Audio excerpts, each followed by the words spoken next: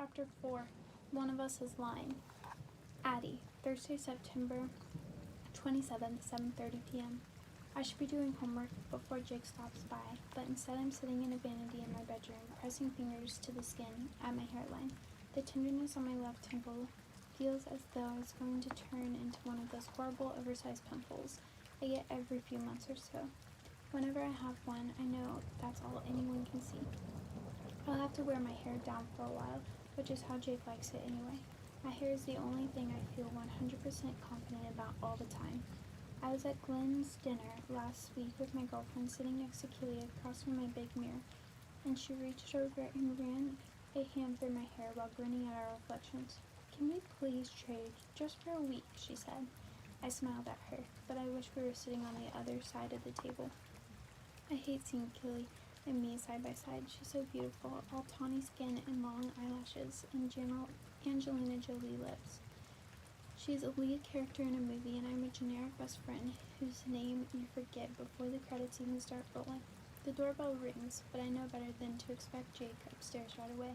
My mom's going to capture him for at least 10 minutes.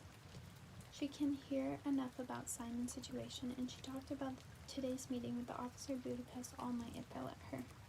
I separate my hair into sections and I run a brush along each length. My mind keeps going back to Simon.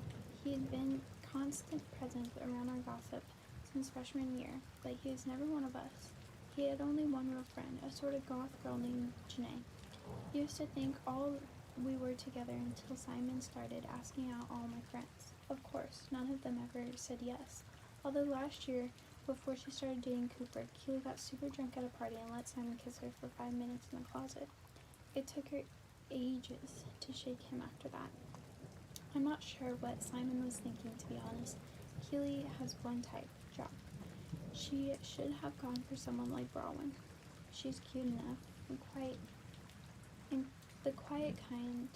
in a quiet kind of way, with interesting gray eyes and hair that would probably look great if she ever wore it down.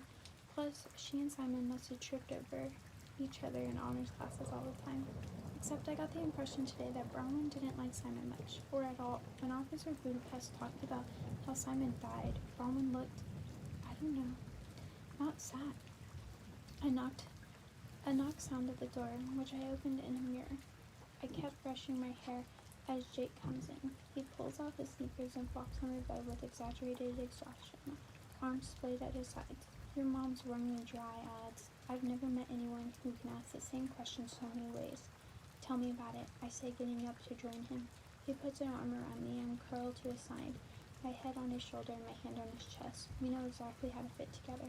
I relaxed for the first time since I got called into Principal Gupta's office. I trail my fingers along his bicep. Jake's not as defined as Cooper, who's practically a superhero with all the professional love of working out he does. But to me, he's perfect balance of muscular and lean, and he's fast. The best running back Bayview High has seen in years. There's not the same feeding frenzy around him as Cooper, but a few colleges are interested and he's got a good shot at a scholarship. "Mrs. Keller called me," Jake said. My hands halt up its progress in his arms and I stare at the crisp blue cotton of his t-shirt. Simon's mother? Why? She asked if I'd be a pallbearer at the funeral. It's going to be Sunday, Jake says, so the shoulders lifting in a shrug. I told her sure. I can't really say no, can I? Just forget sometimes that Simon and Jake used to be friends in grade school and middle school before Jake turned into a jock and Simon turned into a whatever he was. Freshman year, Jake made varsity football team and started hanging out with Cooper, who was already a Bayview legend after almost pitching his middle school team into the Little League World Series. My sophomore year, the two of them were basically the kings of our class, and Simon was just some weird guy Jake used to know. I half think Simon started to think about that to impress Jake. Simon found out about one of Jake's football rivals was behind the anonymous sexting harassment of a bunch of junior girls and posted it on the app called After School. It got tons of attention for a couple of weeks, and so did Simon. That may have been the first time anyone at Bayview noticed him. Jake probably patted him on the back once and forgot about it. And Simon moved on to bigger and better things by building his own app. Gossip as a public service doesn't go very far, so Simon started posting things a lot pettier and a lot more personal than the sexting scandal. Nobody thought he was a hero anymore. But then they were getting scared of him, and I guess for Simon that was almost as good. Jake usually defended Simon, though. When our friends got down on him for about that, it's not like he's lying. He'd point out, stop doing sneaky shit and it won't be a problem. Jake can be pretty white. Jake can be pretty black and white in his thinking sometimes. Easy when you never make a mistake. We're all heading to the beach tomorrow night, if that's okay, he tells me now, winding my hair around his finger. He says it's like it's up to me, but we both know Jake's in charge of our social life. Of course, I murmur, who's going? Don't say TJ. Cooper and Keely were supposed to, although I'm not sure if he's up for it. Luis and Olivia, Vanessa, Tyler, Noah, Sarah, don't say TJ, and TJ. Ugh, I'm not sure if my imagination or TJ, who used to be on the outskirts of our group as a new kid. He started working his way into the center right when I wished he'd disappear altogether. Great, I say blatantly, reaching up and kissing Jake's jawline. It's time of the day when a little scratchy, which is new this year. Adelaide, my mother's voice floats up the stairs. We're heading out. She and Justin go somewhere downtown almost every night, usually restaurants, but sometimes clubs. Justin's only 30 and still into that whole scene.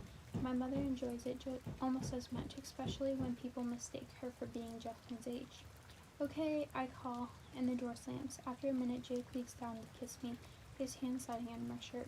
A lot of people think Jake and I had been sleeping together since freshman year, and that's not true. He wanted to wait until after junior prom. It was a big deal. Jake rented a fancy hotel room and filled it with candles, flowers, and bought me amazing lingerie from Victoria's Secret. I wouldn't have minded something a little more spontaneous, I guess, but I know I'm beyond lucky to have a boyfriend who cares enough to plan every last detail. Is this okay? Jake's eyes scan my face. Or would you rather just hang out?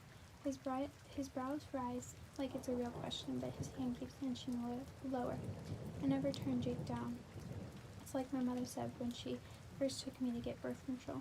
If you say no too much, pretty soon someone else will say yes. Anyway, I want it just as much as he does. I live for these moments of closeness with Jake. I'd crawl inside of him if I could. Oh, more than okay, I say, and pull him on top of me.